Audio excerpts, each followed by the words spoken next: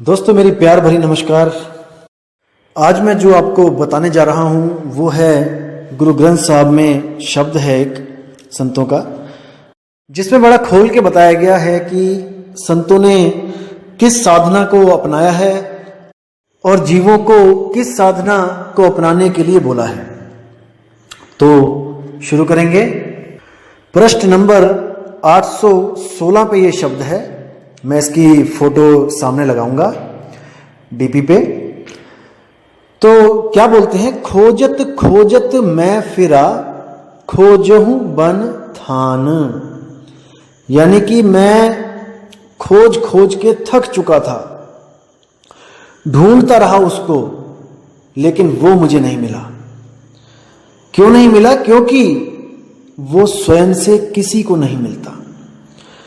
जो आत्मा है वो स्वयं से कभी किसी को नहीं मिलती। उस आत्मा का भेद केवल और केवल परमात्मा द्वारा दिया जाता है, और वो परमात्मा एक मनुष्य रूप में आकर हमें ज्ञान देता है, हमें भेद बताता है आत्मा का। दोस्तों इसको समझना पड़ेगा आपको कि आत्मा और परमात्मा में क्या भेद है, तभी बात बनेगी। जैसे बाबा नानक को बेई नदी पर जो अकाल पुरुष मिले थे, अब सोचने वाली बात है कि परमात्मा का कोई शरीर नहीं है, कोई आदमी या औरत नहीं है, लेकिन फिर भी हम उसको अकाल के साथ पुरुष क्यों बोलते हैं? क्योंकि वो परमात्मा जब भी इस दुनिया में आता है तो एक इंसान के रूप में आता है, एक गुरु के रूप में आता है। और वो क्यों आता है गुरु के रूप में? क्योंकि हम इंसान हैं, हम जानवरों की भाषा नहीं समझ सकते, हम पशु पक्षियों की भाषा नहीं समझ सकते, कीड़े मकोड़ों की भाषा नहीं समझ सकते, इसलिए उसको केवल इंसान रूप में ही आना पड़ता है हमें समझाने के लिए। अगर वो कुत्ता बिल्ली बकरा चींटी मच्छर बन के आएगा, हमारे कान में घू घू भी करेगा सारी रात, तब भी हम नहीं समझ पाएंगे वो कहना क्या चाह रहा है। इसलिए वो एक पुरुष रूप में आता है और हमें समझा के वापस चला जाता है। वापस चला जाता का मतलब ये नहीं है कि वो कहीं किसी लोक में चला जाता है, क्योंकि उसका आना जाना कोई हमारे आने जाने जैसा नहीं होता है, वो गुप्त और प्रगट होता है। तो साहिब कहते हैं, साहिब कबीर का सब घट वासा, और गुप्त प्रगट कुछ अजब तमाशा। जहां संत प्रगट तहां भय हूं, और जहां असंत गुप्त वहां रहे हूं। वो प्रगट और गुप्त होता है। आना जाना तो बोलने की भाषा में हम कह देते हैं कि वो आए और वो चले गए। तो क्या कहते हैं वो आगे? अछल अछेद अपेद प्रभ ऐसे भगवान। यानी कि अछल, जिसको कोई छल नहीं सकता। जैसे आप देखोगे कि कई कहानियां भी बनी हुई हैं, जैसे श्री राम जी को सीता को उठा के ले गए, उनको छल लिया, या और भी कई ऐसी ऐसी कहानियां बनी हुई हैं जिसमें भगवानों को ही छला जा रहा है। जैसे शंकर जी की भस्मासुर ने तपस्या करी और वो उसी के पीछे दौड़ने लगे उसको मारने के लिए, यानी कि छले गए, भगवान भी छले गए। लेकिन ये जो परमात्मा है ये छला नहीं जा सकता। अछल अच्छेद अपेद, यानी कि जिसको छेदा भी नहीं जा सकता, और अपेद यानी कि उसमें और हम में कोई भेद भी नहीं है। कितनी प्यारी कितनी सुंदर बात लिखी है कि वो अपेद है, हम में और उसमें कोई फर्क नहीं है, हम और वो एक से ही हैं। प्रभ ऐसे भगवान, ऐसे भगवान को मैं ढूंढ रहा हूं। कहां पे? खोजत खोजत फिरा, खोजऊं बन थान। अब आगे क्या बोलते हैं? कब देखूं प्रभ आप ना आत्म के रंग। यानी कि हे प्रभु, हे मेरे मालिक, मैं कब अपनी आत्मा के रंग को देखूंगा। अब देखो बोलने में आ रहा है कि आत्मा के रंग को, इसका मतलब ये नहीं है कि आत्मा कोई रंग बिरंगी है, काली है, पीली है, हरी है। अब जो अज्ञानी मूर्ख जो मूढ़ बंदे होते हैं वो शब्दों को पकड़ते हैं, भावों को नहीं पकड़ते हैं। वो आपको दिखाएंगे, देखो ये आत्मा के रंग की बात कर रहा है, ये जरूर तत्वों की बात कर रहा है। मतलब ऐसे ऐसे मूर्ख भी पड़े हैं इस दुनिया में, पर आपने उन पे ध्यान नहीं देना है। आप अपना परख करो और वाणी को समझो। अब क्या कहते हैं, कब देखूं प्रभु आपना आत्म के रंग, कि हे मेरे मालिक मुझे कब आत्म ज्ञान प्राप्त होगा। कब प्राप्त होगा? जागत ते सुपना भला बसिए प्रभ संग। तो कहते हैं कि अगर मुझे सपने में भी आत्मज्ञान हो जाए तो वो सपना इस जीवन से 1000 लाख करोड़ गुना अच्छा है। यानी कि मैं दोबारा जागृत अवस्था में नहीं आना चाहता, मैं इस दुनिया में नहीं आना चाहता। अगर मुझे सपने में भी भगवान मिल जाए तो, सपने में भी आत्मज्ञान हो जाए तो। और कुछ लोग कहते हैं कि इस दुनिया में कभी किसी को आत्मज्ञान ही नहीं हुआ है, संत लोग तो आत्मा के आसपास भी नहीं फटके हैं। देखो, संतों की महिमा संत ही जान सकते हैं, असंत नहीं जान सकते हैं। पहली बात बता दूं मैं, संतों के लेवल की जो बातें हैं वो कोई संत वाला, संत बुद्धि होगा ना, वही जानेगा। जो केवल किताबें पढ़ के जो ज्ञानी बन जाते हैं ना, वो संतों की केवल शब्द ही पकड़ सकते हैं, वो भाव नहीं पकड़ सकते, क्योंकि वो उस लेवल पे अभी पहुंचे नहीं होते हैं। अगर वो उस लेवल पे पहुंच जाए तो उनको एक एक शब्द समझ में आ जाएगा कि संत कहना क्या चाहता है। लेकिन ये भावों को नहीं पकड़ते हैं, ये केवल शब्दों के जाल में उलझ जाते हैं। इसलिए दोस्तों, आपने सावधान रहना है इन लोगों से। ऐसे लोग आपके जीवन को बर्बाद करने के लिए आजकल बहुत एक्टिव हैं। ऐसे लोगों से दूरी भी बनाएं, और लेकिन समझ के। मैं ये नहीं कह रहा हूं कि आप उनसे दूरी बना लो, आप ज्ञान को समझो, विचार करो, विवेक लगाओ, और जब लगे कि वो आपके लिए कल्याणकारी नहीं है तब उनको तत्काल ही त्याग दो। अब आगे कहते हैं कि वर्ण आश्रम शास्त्र सुनौ दर्शन की प्यास, कि जब भी मैं आश्रम और शास्त्र इनमें जब भी जाता हूं, या फिर इनमें जो मैं ग्रंथों को पढ़ता हूं या सुनता हूं, तो मुझे मिलने की प्यास हो जाती है उस आत्मदेव से। क्योंकि वेदों में भी आत्मा का जिक्र है, गीता में भी आत्मा का जिक्र है, और हर ग्रंथ में आपको आत्मा का जिक्र मिल ही जाएगा।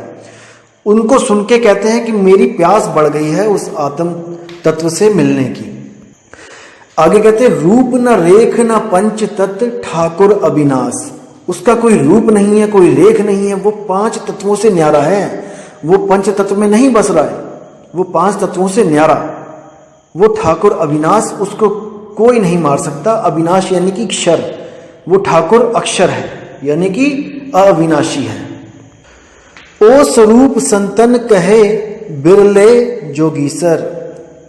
कहते हैं कि उस स्वरूप के बारे में कोई बिरला ही संत होता है, जोगीश्वर यानी कि जोगियों का भी ईश्वर, जो सबसे बड़ा जोगी है। और आपको पता है वो कौन है? संतों में जो सबसे बड़ा संत है वो आपको पता ही है कौन है। तो कहते हैं, कर कृपा जाको मिले तन तन ते ईसर, यानी कि जिस पे कृपा वो कर दे उसको वो जाके मिलता है, उसको स्वयं जाकर मिलता है और उसको आत्मा का भेद देता है, रहस्य देता है। अब क्या देखो, अब क्या बोल रहे हैं कि सो अंतर सो बाहर है, बिन से तह परमा। देखो, बहुत गहरा विचार है इसमें, लेकिन इसको समझोगे तो बड़े प्यार से समझ में आएगा। कह रहे हैं कि सो अंतर सो बाहर है, कि मैं आज तक जो बाहर ढूंढ रहा था और जो अंदर ढूंढ रहा था। देखो, इस दुनिया में 2 तरह के लोग हैं। एक तो परमात्मा को शरीर के बाहर ढूंढते हैं, और एक परमात्मा को शरीर के अंदर ढूंढते हैं। 2 तरह के लोग मिलेंगे आपको। एक कहेंगे कि नहीं, मेरे साथ चलो, बद्रीनाथ चलो, केदारनाथ चलो, कहाँ चलो, वहां चलो, पहाड़ों पे चलो, वहां पे दर्शन करके आते हैं। एक तो ये लोग हो जाते हैं। और एक कहते हैं कि नहीं भाई, बाहर नहीं है परमात्मा, वो आत्मा तत्व, परमात्मा तत्व वो हमारे अंदर है। तो वो अंदर की भक्ति करने लग जाते हैं, और सच्चा गुरु, भेदी गुरु ना मिलने के कारण इन चक्रों की साधना करने लग जाते हैं। अपने अंदर त्रिकुटी में साधना करने लग जाते हैं, सहस्रार तक पहुंच जाते हैं। तो कई साधना करते हैं, लेकिन उनको वो चीज नहीं मिलती वहां पे। तो ना तो वो बाहर है और ना वो अंदर है, लेकिन उसकी शक्ति से बाहर का भी सब कुछ चल रहा है और अंदर का भी सब कुछ चल रहा है। अब इसको क्या बोल रहे हैं? सो अंतर सो बाहर है, यानी कि वो अंदर है या बाहर है, इस भ्रम को खत्म कर दिया गया है। बिन से तह परमा, इस भ्रम को उसने खत्म कर दिया है कि वो अंदर है कि वो बाहर है। वो ना अंदर है ना बाहर है, वो अपने ठिकाने पे है, वो अपने स्थान पे है। जैसे बोला कि एक कहो तो हूं नहीं, 2 कहूं तो गाली, यानी एक भी नहीं है 2 भी नहीं है। तो भाई, एक भी नहीं 2 भी नहीं है, तो बताओ मुझे कि क्या है? ऐसा कोई बोल ही नहीं सकता कि वो 1 और 2 के बिना कोई तीसरी चीज बताओ। 1 और 2 के बिना तो शून्य है, केवल 0 बोल सकते हो आप। अगर वो एक भी नहीं है और दो भी नहीं है, एक और दो के अलावा मुझे बताओ तो सही, वो क्या है, वो कैसा है। नहीं बता सकता कोई इसको, लेकिन भ्रमित करने में लगे हैं सब। असल में क्या दिक्कत है कि कोई समझना नहीं चाहता, सब समझाना चाहते हैं। बात ये है। तो कहते हैं कि सो अंतर सो बाहर है, कि यानी कि वो बाहर है या वो अंदर है। बिन से तह परमा, ये भरम मेरा निकल गया, मेरे दिमाग से मेरे गुरु ने ये भरम निकाल दिया। अब उसने मुझे क्या बताया है, जैसा तैसा कहूं कहे कबीर विचार, वो जैसा है मुझे वैसा ही बता दिया गया। इसी तरह वो जहां पे है मुझे वहां का ज्ञान दे दिया गया। अब आगे क्या कहते हैं, नानक तिस प्रभ भेटिया जाके पूर्ण कर्मा, कि नानक वो उसी को मिलता है जिसके कर्म पुरबले हों, जिसके बहुत बड़े बड़े बड़े बड़े भाग हों। वो परमपिता परमात्मा एक गुरु रूप का धारण करके, इंसान रूप धारण करके, वो उन पुण्यकर्मी जीवात्माओं को मिलता है जिनके भाग बहुत बड़े बड़े बड़े भाग हों। तो देखो, संतों ने समझाने में कहीं भी कमी नहीं छोड़ी है, लेकिन अगर हम ना समझें तो इसमें उनका कोई दोष नहीं है। हम नहीं समझ रहे हैं, इसमें हमारा दोष है। हम लोगों की बातों में आ रहे हैं, इसमें हमारा दोष है। आज क्या किया जा रहा है, देखो, जिनकी मैं बाणी बता रहा हूं, आज वही गुरुद्वारों में बाणियां पढ़ के माथा टेक के अपने अपने घर चले जाते हैं। क्या कोई विचार कर रहा है? क्या कोई उस अक्षर का जाप कर रहा है जो बोलने में नहीं आता, पढ़ने में नहीं आता? जैसे बाणी 340 में आपको बताया था पेज नंबर पे, 52 आखर लोक त्रय सब कुछ इन्हीं माही, ये आखर खिर जाएंगे वो आखर इनमें नहीं। क्या 52 अक्षरों से परे की कोई बात हो रही है? कहीं पे बात चल रही है? हर बंदा कुछ ना कुछ जप रहा है। कोई राम राम राम राम, कोई जय श्री कृष्ण हरे कृष्ण हरे राम, कोई वाहेगुरु वाहेगुरु वाहेगुरु, कोई अल्लाहु अल्लाहु अल्लाहु, कुछ ना कुछ सब जप रहे हैं, लेकिन 52 से न्यारा कोई नहीं हो पा रहा है। इसलिए हमारी जिंदगी में एक गुरु की बहुत बड़ी अहमियत है, जो हमें 52 से अलग भी करे और हमें उस अक्षर पुरुष का लखाव भी करे। मदन साहिब कहते हैं, सोई गुरु पूरा कहाए, 2 अक्षर का भेद बताए, एक छुड़ाए एक लखाए। अब एक ज्ञानी भाई है कोई, वो वीडियो में मैंने सुनी थी, वो बोल रहा था कि गुरु कौन होता है जो एक छुड़ाए, वो केवल छुड़ा सकता है, लखा नहीं सकता। लखाएगी कौन? आपकी आत्मा स्वयं। नहीं भाई, ऐसा नहीं है। जो छुड़ा सकता है वो लखा भी सकता है, लेकिन सामर्थ्यवान गुरु होना चाहिए, पूर्ण गुरु होना चाहिए। अधूरा गुरु अधूरे ही काम करेगा। जो आपको छुड़वा दे और लखा ना पाए वो अधूरा है, क्योंकि बाणी कहती है, सोई गुरु पूरा कहाए, 2 अक्षर का भेद बताए, एक छुड़ाए एक लखाए, तब प्राणी निज घर को जाए। तो इन बातों को समझना है, विवेक लगाना है। और कई ज्ञानी लोग आपको कहेंगे कि विवेक की दुहाई देते रहते हैं हम लोग, ऐसा भी बोलेंगे। तो भाई, बिना विवेक तो आप लुटोगे। आप कहीं भी कोई सामान लेने जाते हो, याद रखना दोस्तों, आप अपना विवेक साथ लेके जाते हो। आप जो परख करते हो वहां पे, आप अगर गोभी लेने भी जा रहे हो तब भी आप देखोगे कि गोभी का रंग कैसा है, कहीं कीड़े तो नहीं पड़े हैं, कहीं बासी तो नहीं है। अगर आपको कोई कहे कि विवेक छोड़ के गोभी लेने जाओ, तो जो दुकानदार है बहुत चालाक है, कोई नहीं बताएगा आपको कि ये बासी है कि ये सड़ी है, और वो उठा के झोले में डाल के आपको घर का रास्ता दिखा देंगे। लेकिन दोस्तों, इसमें नुकसान आपका है, उसका नहीं है। जो कह रहा है कि विवेक की दुहाई दे रहे हैं, विवेक की दुहाई दे रहे हैं, उसका कोई नुकसान नहीं है। उसने तो जहां जाना है वो चला ही जाएगा।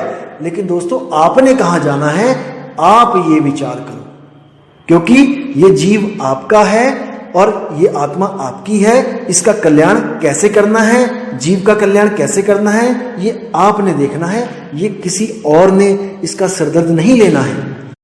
इसलिए दोस्तों, मैं परख देता चलूंगा और आप परखते चलो। जो आपको सत्य लगे उसका साथ करो, उसके साथ जुड़ो।